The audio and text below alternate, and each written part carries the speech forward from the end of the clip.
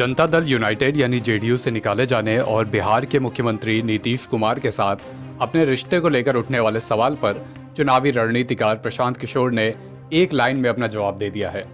प्रशांत किशोर ने कहा कि मेरे नीतीश कुमार की पार्टी में रहने और मेरे वहां से निकाले जाने के बाद जेडीयू की हालत की तुलना करके देखे जाने की जरूरत है।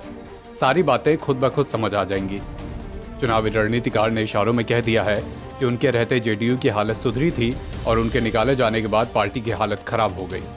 तेलंगाना के मुख्यमंत्री केसीआर से मुलाकात और इसी दौरान कांग्रेस से भी बातचीत के सवाल पर प्रशांत किशोर ने कहा कि अगर मैं नीतीश कुमार से मिलता हूं तो इसका मतलब कतई नहीं है कि मैं उनकी पार्टी ज्वाइन कर रहा हूं, या इसका यह मतलब भी नहीं है कि नीतीश कुमार आईपैक की सेवा लेने जा रहे हैं। हमारे सहयोगी न्यूज चैनल टाइम्स नाउ से बातचीत के दौरान प्रशांत किशोर ने पूछा गया कि नीतीश कुमार ने आपको पार्टी से बाहर निकालने के बाद कहा था कि अमित शाह के कहने पर आपको पार्टी में लिया गया था।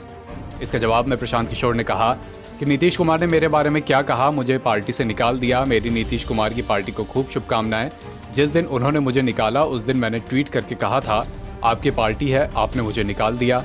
आपने बुलाया था तो मैंने ज्वाइन किया था, आपने निकाल दिया, फिर भी आपका खूब सम्मान है। आप मुख्यमंत्री बने रहें, इसके लिए मेरी शुभकामनाएं। उनकी पार्टी की स्थिति जो पहले थी और जो आज है वह जनता को देखने दीजिए, मैं इतना कहकर ही छोड़ रहा हूं। प्रशांत किशोर ने आगे कहा कि आप मुझे अपने घर बुलाएंगे फिर निकाल देंगे, इसमें एक तरीका है कि मैं आपसे उलझ जाऊं, दूसरा तरीका है कि ठीक है मैं बाहर चला जाता हूं, आप अपने हिसाब से सारी चीजें चला लीजिए, उसमें दिक्कत क्या है। इसका मतलब ये कतई नहीं है कि मेरी नीतीश कुमार से व्यक्तिगत लड़ाई हो गई है। इसका मतलब ये भी नहीं है कि मेरा उनसे शिष्टाचार मुलाकात करना खत्म हो जाएगा। मैं उनसे मिला, इसका मतलब ये नहीं कि मैं या आईपैक उनके साथ कोई काम करने लगा। दोनों बात अलग है। व्यक्तिगत शिष्टाचार बनी रहती है, बातचीत होती रहती है। काम करना या नहीं करना कई अलग अलग फैक्टर्स पर निर्भर करता है।